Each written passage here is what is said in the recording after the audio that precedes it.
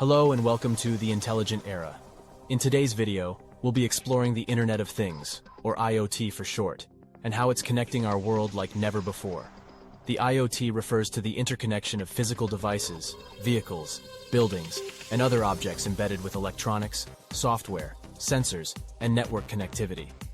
From smart homes to self-driving cars, the IoT is revolutionizing how we interact with technology.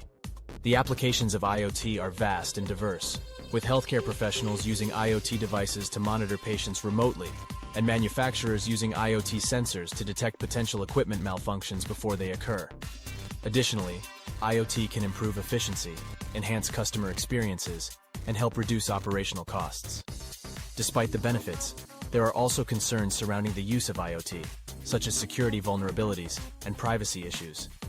To address these concerns, it is important to implement strong security measures and ensure that data is collected and stored responsibly. The future of IoT is exciting and full of potential, with advancements in artificial intelligence and machine learning leading to even more automation and improved efficiency. That's it for today's video on the Internet of Things.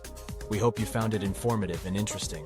If you have any questions or comments, please leave them down below. And don't forget to subscribe to our channel for more content on AI and technology. Thanks for watching.